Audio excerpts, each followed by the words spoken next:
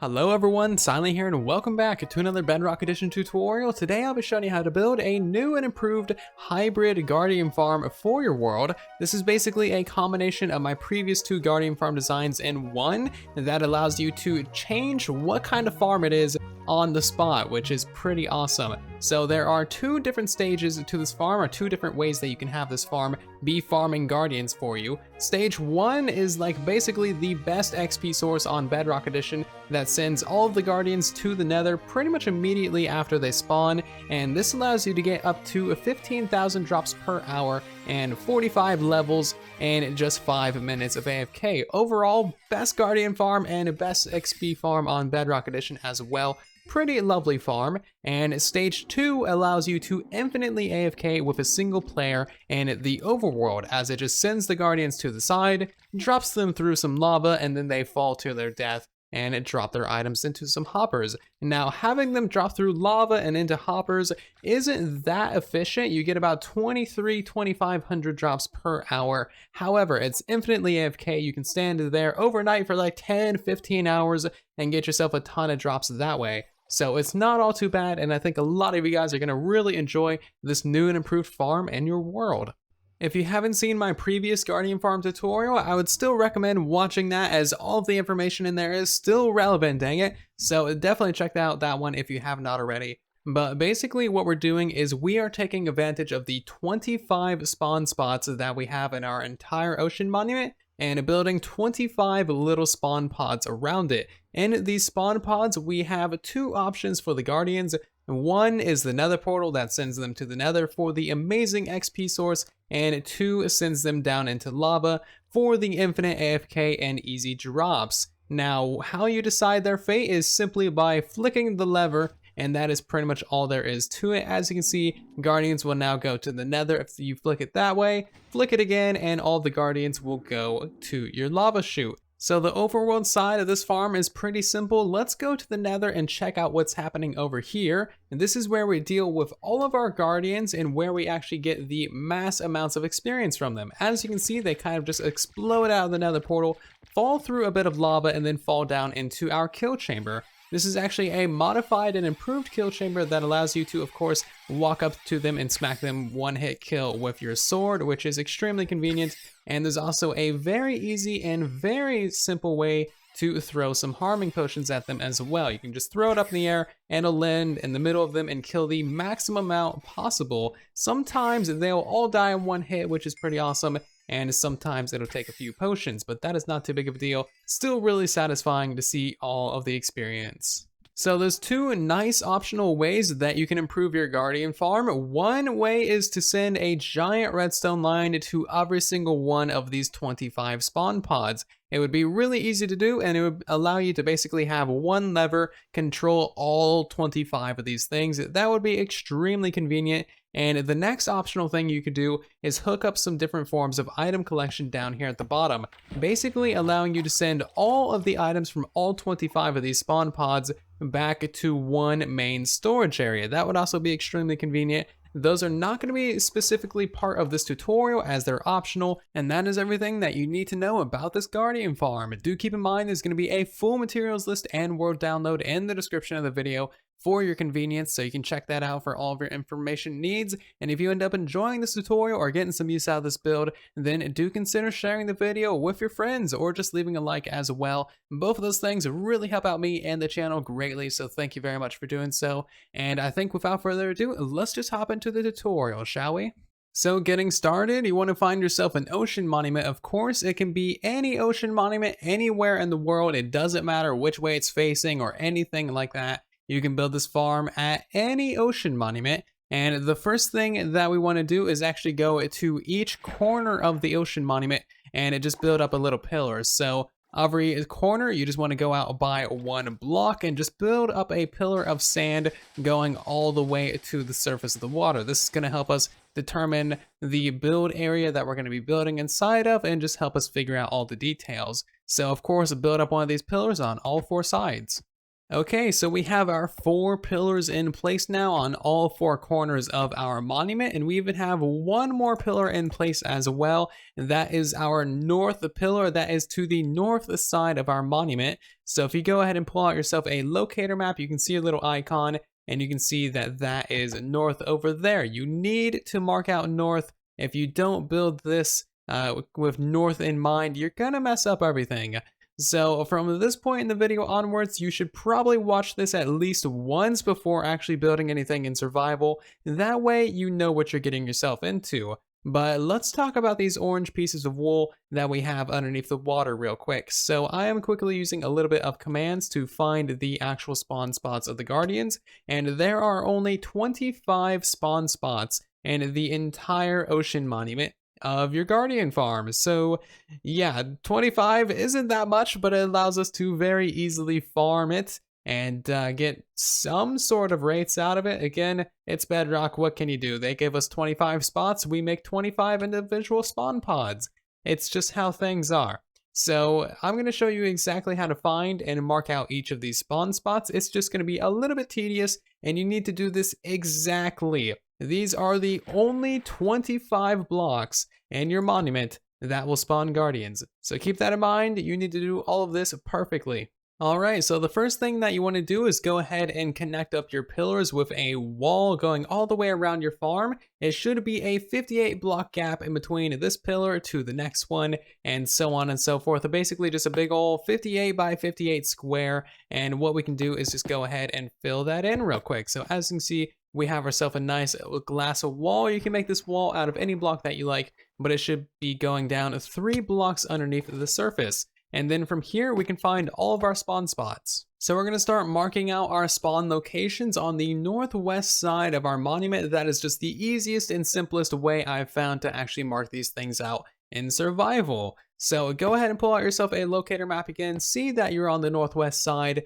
and then we can begin. You're going to want a set amount of blocks, just any kind of block that is easy to count, and then another block as kind of an indicator for where your actual spawn spots are. So go from your direct corner right here out 2 blocks diagonally, and then on the 3rd block is the actual spawning space. And as you can see, it's a couple blocks above, but whatever, it's easiest to mark it out on the surface of the water.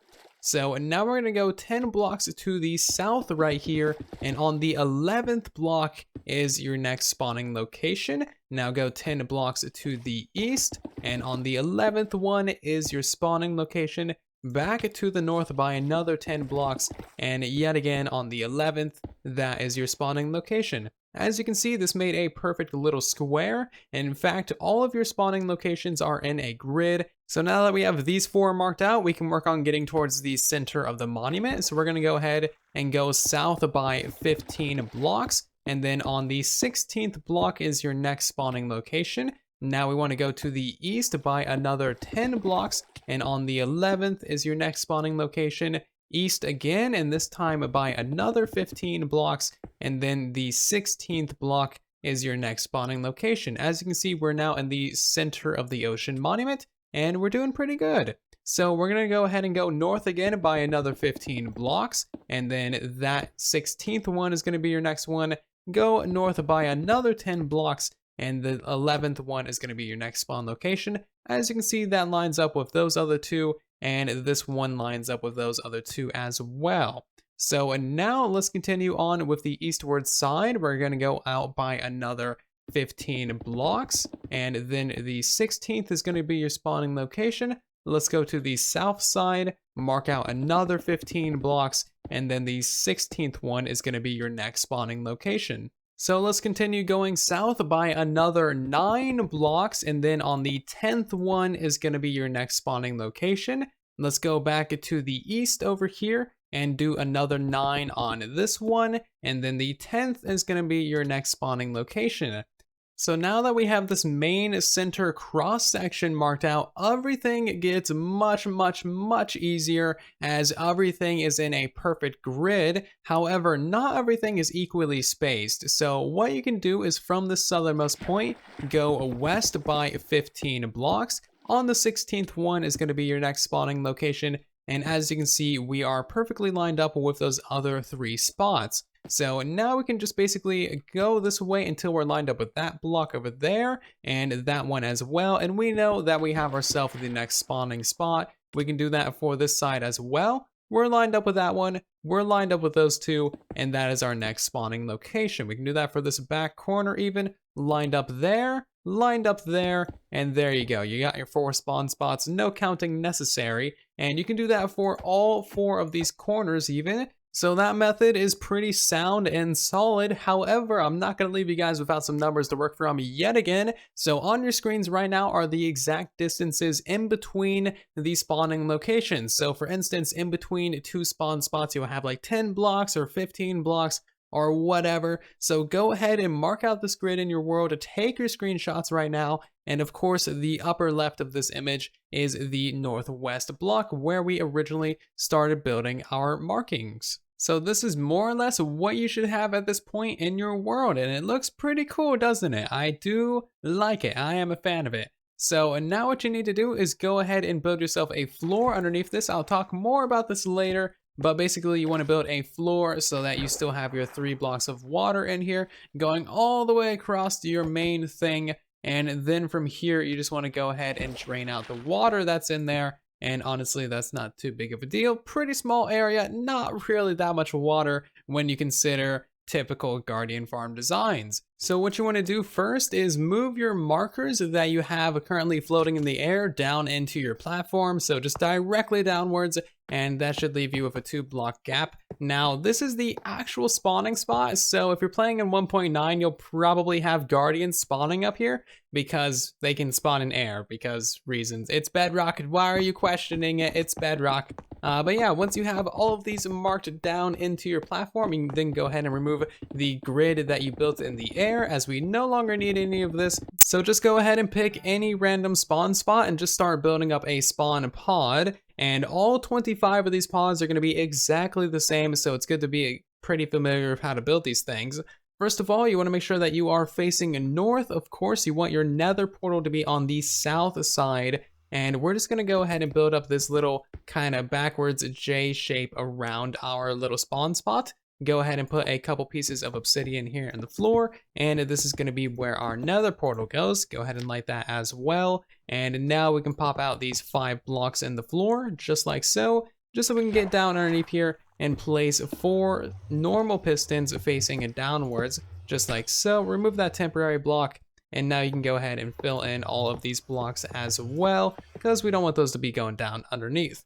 Now go ahead and put another solid block there, lever there, 2 pieces of redstone dust, a redstone torch, and another piece of redstone there. And that is actually all of your logic done for this system. Now you can build up a second layer of glass around this as well, get some more blocks on these edges here, and another layer there, kind of like a C shape. And now we're going to start working on the lower area for drop chutes. Alright, so the first thing that we're going to do is go ahead and place 2 signs right here to prevent our water from flowing down and churning our lava into obsidian. And now what we want to do is hop down this hole and just count downwards by 10 from this block. So that's 1, 2, 3, 4, 5, 6, 7, 8, 9, and 10. And we basically want to do that for all of these blocks right here, creating a 2x1 drop chute going downwards by 10 blocks. Now that we have our drop chute built up, we're going to go ahead and place a chest down here for some temporary storage, and just a couple hoppers going into it as well. Place a sponge about midway up this room, and that should remove all of the water. And now we want to count up from the bottom by 4. So 1, 2, 3, and 4, and just place in a couple of signs right there. That's going to hold up our lava from going all the way down. And now you want to go back up to the top so you don't kill yourself by placing in the lava right on your head. And basically you want to have 2 air gaps in between the bottom of these signs and the top of your lava. So if I can just get down here real quick, we can see that that's 1 air gap, that is 2 air gaps, and this is where your lava should go. You need a very specific amount of air in between your lava and your signs, otherwise your guardians will just die in your lava.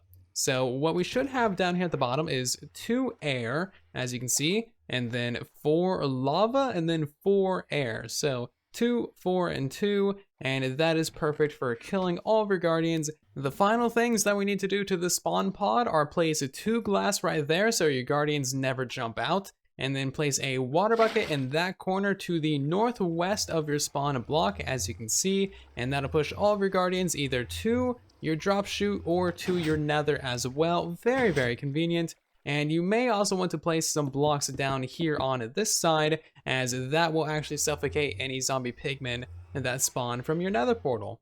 So once you've built one of these, you need to go ahead and build 24 more for a total of 25 spawn pods at all of your spawn locations, and that'll be most of your guardian farm completely done. But now what we need to do is go ahead and build up our nether side infrastructure. So what you want to do is go to the very center portal of your guardian farm and get your coordinates, and then divide these coordinates by 8. Even if they're negative, divide them by 8, and then go to the nether and build a portal at that location.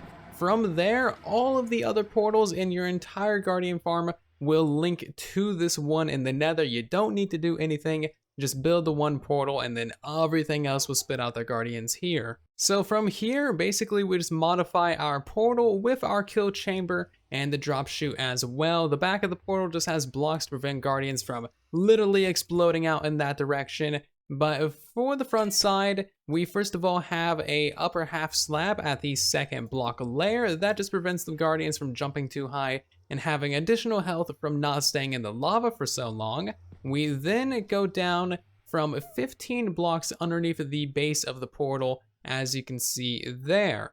So now what we do is we have 2 layers of lava right underneath the base of the portal, with 2 signs underneath that holding up the lava, of course. And then from this block right here, we go down by an additional 12 just to let them drop and get low on health. And then at the very bottom 12th block right here, we have our lower half slabs for our kill chamber. There's nothing really special about this kill chamber in particular. Down here at the very bottom, our 12th block, we just have lower slabs, hoppers underneath that, and that of course collects all of our drops. And then in front of that, we just have some powered iron trapdoors using these redstone blocks. That allows you to get nice and close, smack these guys with your sword, and also keeps you from opening the trapdoor and just having a massive explosion of guardians. Not a good time. There's also a lava dispenser to quickly kill all the guardians if there is ever an extreme amount and it lags out your game, which will happen if you lag or AFK at this farm for too long. Only AFK at the farm for 5 minutes. And then from there, we just have some upper trapdoors. This actually allows all of your guardians to stay in there. They cannot get out, but you can throw potions through there really, really easily. And then just normal blocks above that, another layer of normal blocks, and a couple of signs. This is also where the kill chamber opens up to be a 2x2 area. So the reason why we have this right here is because it actually is really, really easy to throw a harming 2 potion right into the center of all of the guardians. And because of how splash potions work, it's really beneficial to actually throw the harming 2 potions right in between all of them. It does the most damage to as many as possible and kills the most guardians possible per potion. So once you actually can see the hitbox of the sign, that's when you know it's good to actually throw a potion, and will always land in there. And I just have these additional couple trapdoors right here, so you can hop up there and actually be able to throw a potion in there. Other than that basic stuff, you can pretty much do whatever you like. However, I would suggest building a nice automatic potion brewer for the harming 2 potions, and also having a full beacon for regeneration and resistance 1 as well. Beacon beams go through bedrock, so all you need to do is remove the netherrack up there. And congrats, you built yourself a fully functional guardian farm on the Bedrock edition. Now what you need to do is search inside and around up to about 150 blocks away from your ocean monument for stray guardians, and you need to kill every single guardian you can find that is not inside your guardian farm. Doing that will free up a lot of your mob cap and allow a lot more guys to spawn. Now, if you never get any spawns in here, if you're just not getting guardian spawns for some reason,